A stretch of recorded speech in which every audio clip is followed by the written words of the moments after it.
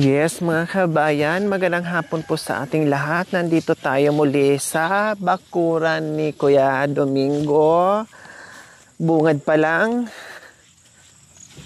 ang ganda na tingnan dahil makikita mo kaagad yung mga gulay. Yehe, malaki na mga gulay ni Kuya Domingo. No? Nung punta natin nung nakaraan dito, ang liliit pa nito pero ngayon, ayan namumulaklak na. So, ibig sabihin, mamumunga na ito mga kabayan, ang lalaki na. Ito yung diniligan natin noong nakaraan. Ayun na nga, may bunga. No, ayun na, may bunga, Ayun.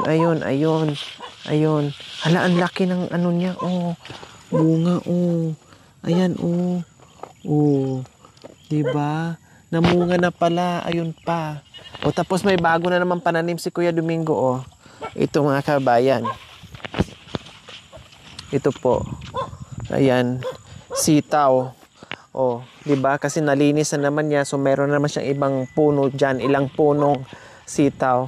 Nakita niyo po nagpapausok si Kuya Domingo. So, ibig sabihin, nagpapausok siya para iwas insekto at hindi masira yung kanyang gulay. Hello, magandang hapon, Kuya Domingo. Pasensya na. Hapon na kami dumating. Hello. Wow, mukhang nagpapausok kayo, Lagay ko lang yung mic, ha. Yung kayo po, yung lamok. Lamok at? Yung mga... Taniman nyo po diyan. Opo, yan. Wow. Ano yan? Parang nasa pelikula kayo, Yung ganun. Ito po yung pangkalabit ko po. Ha? Yan, ito. Ayun. Akala ko yung nasa action star kayo na... ano ba yun? Sa pelikula nakita ko yun, May ganyan, tapos may ano dito, yung isang mata lang, may piring yung isang mata, tapos may kalawit tagay. Opo. Ito po yun. Gagamit ko, ganyan po ito. Para hindi kayo mahirapan. Yan yung silbing kamay nyo. Opo. Yung pangkawit, ang ganda ng mga kabayan, usok. No, lamok, insekto, syempre maganda yan sa gulay. Kumustahin ko pala yung sitaw, yung Pichay po. Pichay. Ayan po. Tara, punta tayo. So, ayan po mga kabayan, ang linis na. Ito yung pagpunta natin noon nakaraan dito, na nakita natin si Kuya Domingo. So, ito na po yun, ang linis-linis. Nakita nyo po. Yung naabutan natin siya na nagdadamo. And then ngayon, nakakahon-kahon na. See? Diyos ko. No, doon kay Tatay Ray, nagawa din natin ganito. Pero mas marami kay Kuya Domingo. Ilang kahon yan? 1, 2, 3, 4, 5, 6, 7, 8, 9, 10. 10 kahon. So, kaya pang 5 kahon dyan. 1, 2, 3, 4. Mga 4 or 5. Pwede pa dyan or 4 or 3. Ganyan. So, ayan mga kabayan. Wala pang tanim dito. Wala pa po kasi... Wala pa, no? Ano pa, bagong punla. Yun. Hala, ang lalaki na nila. Yung pinunda ko nakaraan, kakunta niya tumubo. Tingnan mo. Yun yung buto nakaraan. Yun. Ang lalaki na, Pag sabay-sabay lumaki at ganito kalalaki, madami nga siya.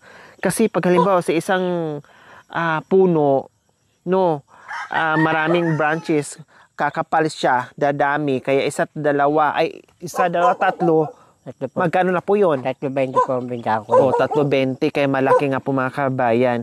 Pag ganyan nakalalaki at mapuno yan ganyan, so ibig sabihin, ang laking kikitain na pera ni Kuya Domingo. Biro nyo, dati kumikita siya ng 5,000.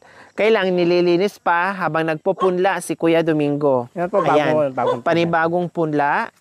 Ang dami-dami. Ililipat yan ni Kuya Domingo. Ganun ba talaga pag nagpunla, Kuya Domingo? Kailangan kahit dikit-dikit ayos lang? Opo, kasi bubungutin mo rin po yan Isa-isa okay. So, mga ilang araw nyo pa yan bago nyo mailipat doon sa mga nakakahon-kahon nyo? Mga Sabado, pwede nyo po yan. Next week. This week na, kumbaga, this week na pwede na siya. So, yan ang dami. Basta po lumabas niyo yung talbos niya po yan, yung ganyan kahaba, doon niya pwede. Yun yung palatandaan. Okay. So, ang dami niyan. No? Pwede pa po yan Ang dami niyan. At lilipat nyo pa po yan dyan. Opo. Hanggang doon sa dulo, puro Opo, pitsayan. opo. O, di ba? Wala pa Parehas kulay. kami ni Kuya Domingo. Meron din kami ginagawa doon sa kay Tatay Ray. No? At si Kuya Domingo, busy-busyhan din siya. Hala, ang okra, bakit ang lalaki na? Pangpunla nyo po ito? Oo, pambili na po yan. Pangbinhi na. Opo. Ayan, ang lalaki na, oh, mga kabayan.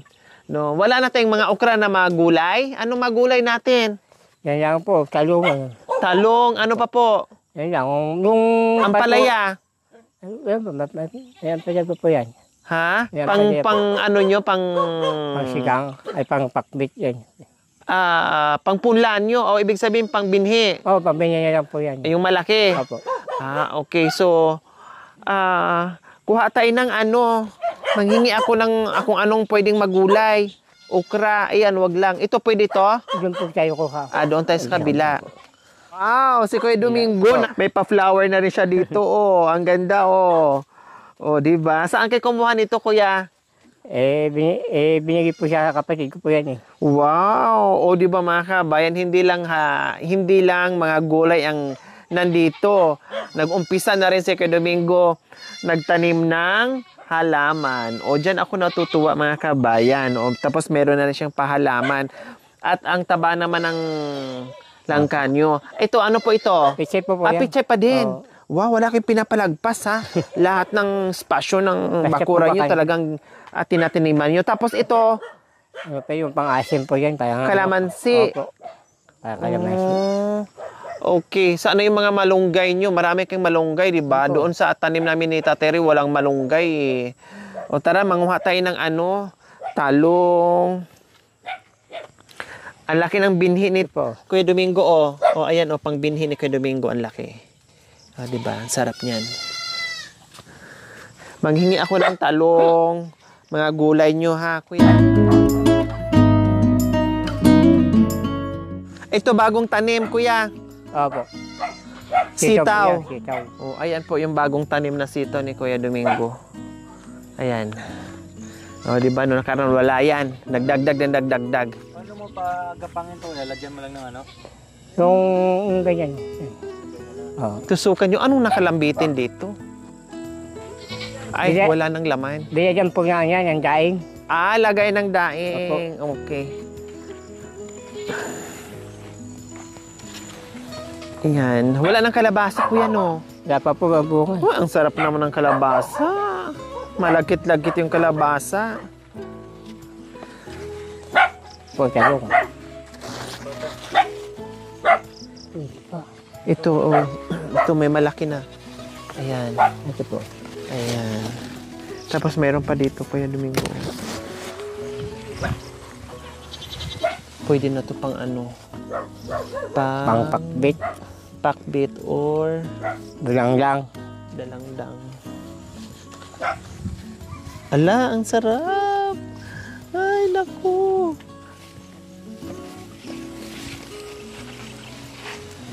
Ba. Fresh. Pag masipag ka talaga sa bukid, may maaani ka talaga. May makakain ka, hindi ka magbutuman. Namiss ko na magtorta. Nung nakaraan po kasi marami na to, pinitis ko na kasi baka ma-over. Masira. Oo, masira. Tapos ma-over, masira, no? Oh. Ang dami to eh. Sayang lang din, no? Kuya Opo, Domingo, pag nasira, masira po. kailangan pitasin na siya. Nasa ilalim, hindi natin makikita. Nasa Nakatago. ilalim pala, nakatago. Oh, Meron pala oo, sa yun, ilalim. masira na nga po. Ayan nga, oh, nasira na. So, hindi siya pwedeng palakihin din. Kasi pag na-over siya, masira. Oh, sayang. Imbis na mapakinabangan mo pag masira, o kundi wala na. Hindi mo na makakain. Oh, sige doon. Walang walang, anong tawag nito? Patula. Patula? Meron po dyan. Mayroon. Sige, kuha tayo. Then, dito naman tayo sa patula. Maghanap tayo dahil nakatago nga po. Kailang ang laki, pang binhi ata yan. Ito? Opo. Hindi, pambinhi pwede na po. yan, di ba? Oo, hindi. Matigas na po yan. Matigas na yan eh. Hindi na pwede yan. Pang binhi na lang po yan. Pambinhi na lang yan. Isang mga patula dito. Ito, nagtatago rito eh. May mga nagtatago ditong patola.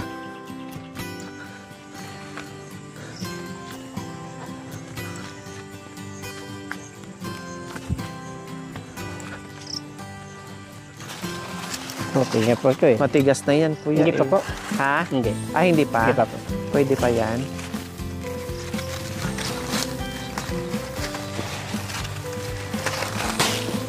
Po. O kayang kaya ni kuya. Isa. Kayang kaya niyang... Sus, ang sarap nito, ano yun mga kabayan? Miswa, igisa mo sa sardinas, no? Tapos, yung maanghang, May sili. tapos lagyan mo ng miswa. Ay, nako, ang sarap. Tapos may pritong tuyo, Kuya Domingo. Nagagawa niyo ba yon, Kuya Domingo? Ayaw po. Ha? Opo. Kumakain kayo nun? Opo. O, yan ang ginagawa ko, Kuya Domingo. Masarap na masarap po yun. Nagtatago.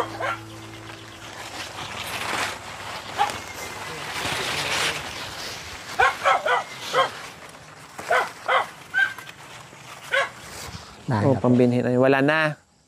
O. Sino kaya kasi pitas na kasi tatigas din. Opo.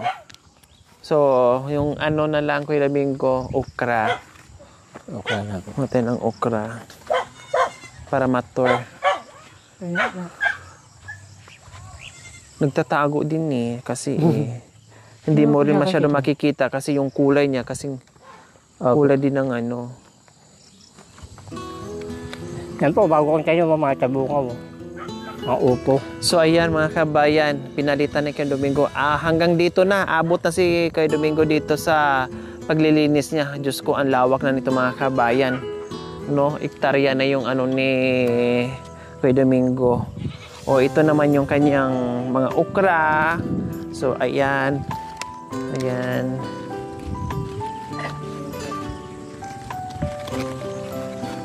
Ayan. Tapos lalagyan. Sige lang. Pwede. Aray.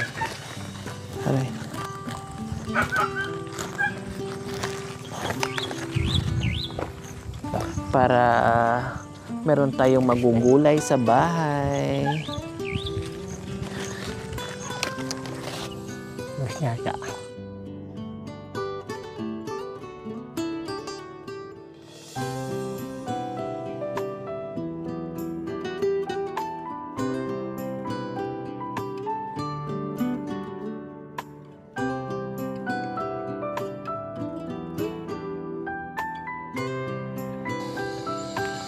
Ay, kamote, nakaraan, ito pang ulam ko eh.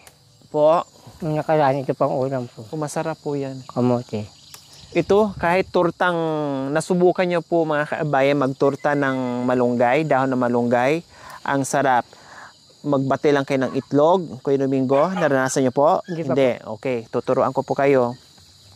Magbati lang kayo ng itlog, kahit dalawa, tapos malunggay, no? Himay-himay yung malunggay. Tapos timplahan yung itlog. Yung pag nagluto kayo ng itlog, 'di ba, tinitimplahan 'yon. Okay? So pag natimplahan nyo na, pag okay na, ibudbud nyo tong mga hinimay nyo na malunggay, budbud nyo ng ganyan, tapos ituturtan nyo. Yung para kayo nagprito din ng itlog, ituturtan nyo. Ang sarap nun, healthy pa. Yan ang inuulam ko minsan, pinapagawa ko ni Chad. Medyo damihan nyo yung malunggay. Para talagang lalabas yung sarap ng malunggay, Kuya Domingo. Try nyo ha. Opo. Ulam din po yon. Ulam yon. Ito mataba na. So kailangan din kasi mga kabay makuha siya kasi pag hindi, gugulang din siya. Tama na to kasi para meron siyang iluluto sa sa itlog. Ito po ang katulungan ko ito. Yan yung nagiging kamay nyo, kuya. Opo. Nagagawin ko sa mga kamay. Diba? Kumbaga, nakasukbit doon sa braso ni kuya. Diba? Sino gumawa naman po dyan, kuya? Ako lang po naggawa ito. Sa pa, galing pa sa Caloocan to. Ay, matagal na panahon. Opo, kaya ano na nga po. Oo nga, kinalawang na, Yabang. Kayo lang talaga ang gumawa niyan. Ako lang po gumawa ito. Tapos pinawilding ako dito. Antik na po pala yan kasi sabi nyo galing pa ng Caloocan. Opo. Kasi nung nasa Caloocan po ako, nangangalakal ako. Wow. Pakalay ko sa kalakal mga basura. No? Bakit nahinto po kayo sa pangangalakal? Napunta na po ako sa ano. Buhat nung napunta kayo dito sa Pangasinan, hindi na kayo nangalakal. So dito na yung ito na yung pinagka-bisibisihan mo yung magtanim ng mga gulay. Ito nga po, matalim na dati. Matalim na yun. Matalim na. Tumalim na siya sa tagal. Oo. No, kumbaga nakakaskas na, numinipis na. Ayan manipis na. Manipis na nga po ito. Sa sobrang tagal, halatang sobrang tagal, antik na kumbaga. Okay, so ayan, di natin mga ng talbos kasi puro dahon na tayo. Baka magiging goat na tayo nito. No, meron akong nahinging saluyot. So, sa susunod na naman tayo. Buti Pasko Domingo dito, ang dami niyang mga malunggay. Sabi ko nga ni Tatay, maghanap siya ng puno, ilang pirasong puno, tapos itanim lang niya para mamunga ng mamunga. No? So, ayan. Okay, sige Kuya Domingo, maraming salamat ito. At babalik na lang kami dito pag may pag babalik kami dito pag yung marami na yung pichay mo ha. Then malay mo, no, ako na bibili lahat pag madami na. At ipamigay din natin or ibenta natin, samahan namin kayo, ibenta natin doon sa market or ako na bibili lahat. Para at least hindi na kayo mapagod. No, at sigurado may buyer na kayo o kakainin ko yan, ipamigay ko rin sa mga na-vlog ko kung di matikman pa nila yung pinaghirapan nyo yung gulay nyo, no, kay Domingo. So ano namang balak nyo po dong itanim sa mga nalinis nyo, kay lawak-lawak ng nililinis ano po nyo? yan, balak ko po yung kamatis din. Kamatis? Opo. Pero magtanim pa kayo ng kalabasa kasi ang sarap ng kalabasa nyo. Baka di ko pa nga yung bulak-lak pa yun, may bukan na yun. May bukan na yun. Oo, kasi ang dami, kasi namigay din ako nung galing dito, nasarapan sila, malagkit, ang sarap kainin. Oo nga po Kahit yung anuhan mo lang siya, tawag nito, yung parang gataan mo lang siya, tapos sahugan mo ng kunting malunggay, ang sarap, promise.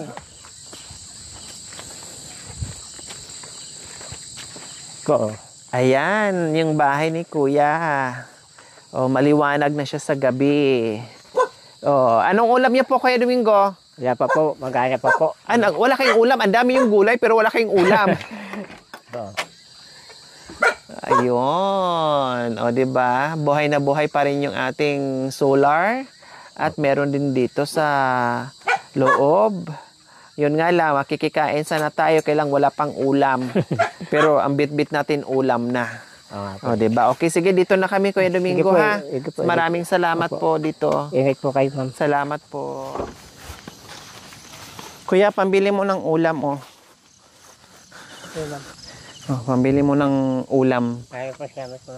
Kasi, syempre, may gulayan siya. Sabi ko nga, kahit anong dami ng gulay mo, maghahanap rin ng ibang ulam, no? Tayo naman naghanap din ng gulay, siya naman naghahanap din ng ibang ulam. Ganun lang 'yun. Bye-bye, Kuya. Bye-bye.